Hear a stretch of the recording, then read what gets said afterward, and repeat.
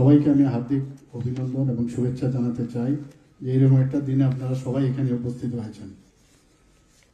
এখানে আজকে একটা জিনিস স্পষ্ট হলো যে অ্যাকশন ইজ বেটার দেন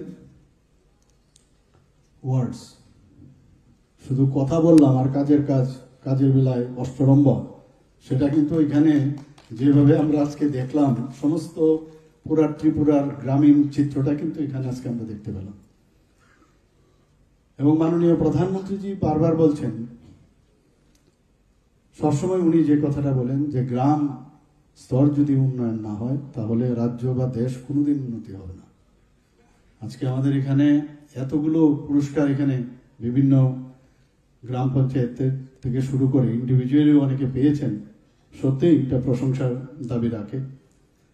আমি যখন এখানে প্রথমেই এই হলে আমি ঢুকবো, ঠিক ওই মুহূর্তে আমি উপরে এই হলেরই উপরে গেলাম, সেখানে স্টেট পঞ্চায়েত রিসোর্স সেন্টার একটা স্মার্ট অফিস সেটার উদ্বোধন করলাম। এবং আমাকে বলা হয়েছে ইন্টারন্যাশনাল লেভেলে যে একটা অফিস পঞ্চায়েত লেভেলে যেরকম হয়, যেভাবে আমাকে বলা হয়েছে আমি সেটা কিন্তু দেখতে পেলাম। অত্যন্ত ভালো লাগলো সেখানে।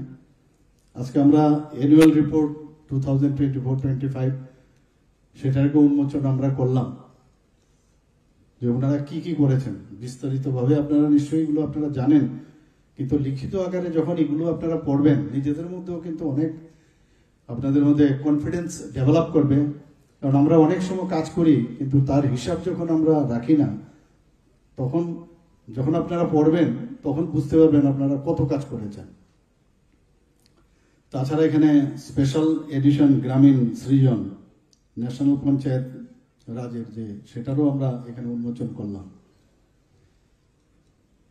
আমরা এই পঞ্চায়েত যে ব্যবস্থা ত্রিপুরাতে বিশেষ করে তাকে শক্তিশালী করার জন্য এই হলের মধ্যে আমার মনে আছে গত অগাস্ট মাসে 2024-এ এখানে প্রায় 361 আমরা পঞ্চায়েত এক্সিকিউটিভ অফিসারের নিযুক্তি আমরা এখানে অফার বিল করেছিলাম। এখন ওনারা কাজ করছেন। এবং আমার স্বাগত ভাষণে আমাদের এখানে যিনি পুরো বিস্তারিত আলোচনা করেছেন আমাদের সেক্রেটারি মহোদয়, আপনারা বুঝতে পারছেন আমাদের ত্রিপুরা রাজ্যের পঞ্চায়েতি রাজ ব্যবস্থা আমরা কোন জায়গায় এখন আছে, কোন স্তরে আছে।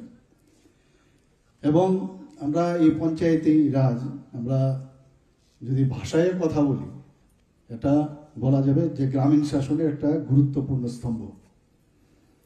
এবং এটা যদি স্ট্রং হয় তাহলে গণতন্ত্রও কিন্তু স্ট্রং হবে। কারণ ডাইরেক্টলি এর মধ্যে মানুষের যে সম্পর্ক তার মধ্যে কিন্তু প্রতিফলিত হয়। এবং সেটা আমরা দেখতে পেয়েছি আজকের এই যে অনুষ্ঠানে।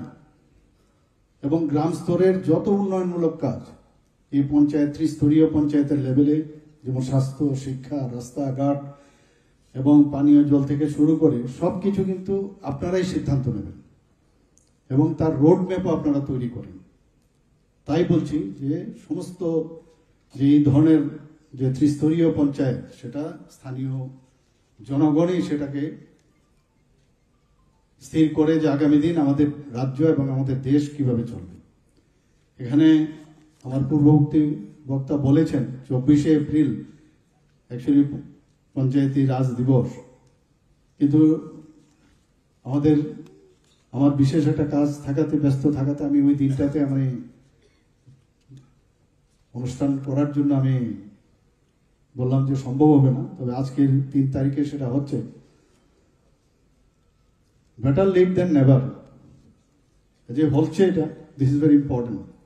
এবং যারা যারা আজকে এখানে সম্মানিত হয়েছেন, বিভিন্ন পুরস্কার পেয়েছেন, তাদেরকে আমি শুভেচ্ছা জানাবো। এবং আপনাদের তো ইন্সপিরেশন, আপনাদের তো আরো বেশি মানে কাজ করার যে ইচ্ছা সেটা আরো বেশি প্রকট হবে।